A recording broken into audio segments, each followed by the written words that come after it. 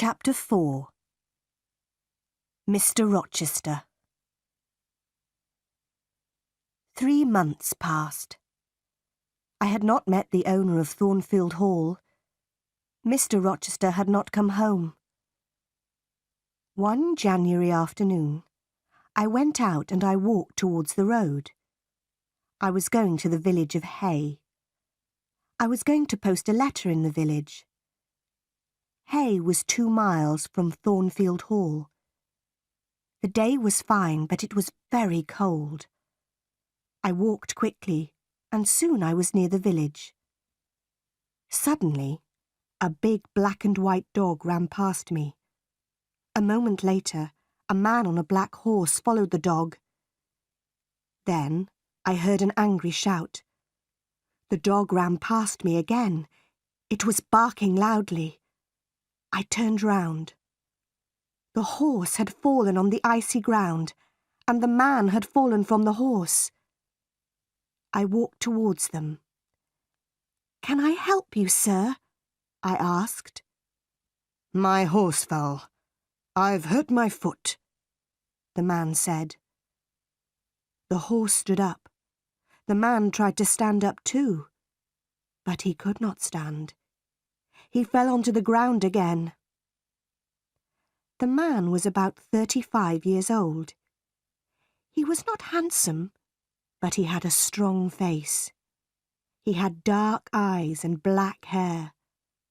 He was not very tall, but his body was powerful. "I'll bring somebody from Thornfield Hall," I said. "Do you live at Thornfield?" the man asked.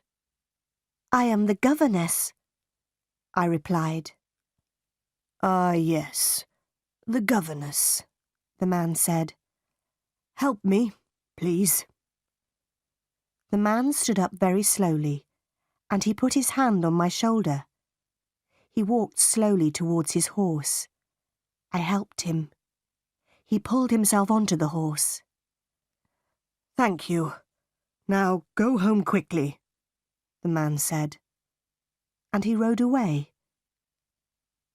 I walked on to the village, and I posted my letter.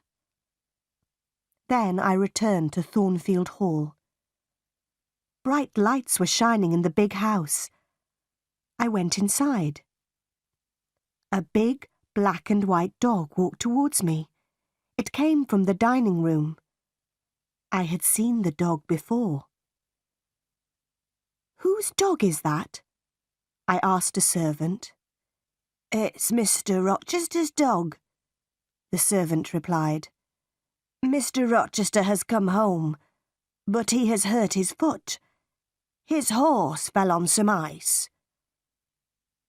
I smiled. The owner of Thornfield Hall had returned. But I did not see Mr. Rochester again that day. I saw Mr. Rochester the next day. He sent for me in the evening. I put on a clean dress. I brushed my hair carefully. Mr. Rochester was in the large sitting room. He was sitting in a big chair. His right foot was on a small chair. Mrs. Fairfax and Adele were sitting with him.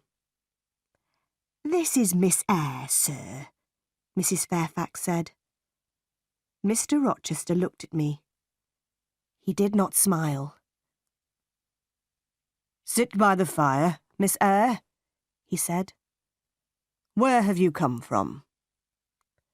"From Lowood School," I replied. "I was there for 8 years." "8 years?" Mr. Rochester said. "That is a long time. Who are your parents?" "I have no parents, sir," I answered. "They are dead." "But where is your home, Miss Eyre?" Mr. Rochester asked.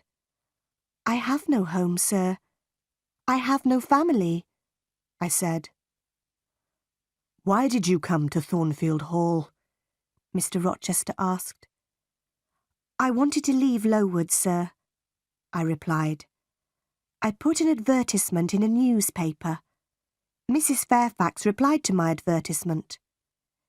Yes, I did, Mrs. Fairfax said. Miss Eyre is a good teacher, Mr. Rochester. Mr. Rochester smiled for the first time. You are very young, Miss Eyre, he said. I am 18, sir, I replied. Mr. Rochester smiled again. He did not ask me more questions.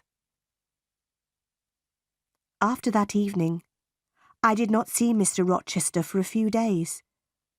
Then, one night, he sent for me again.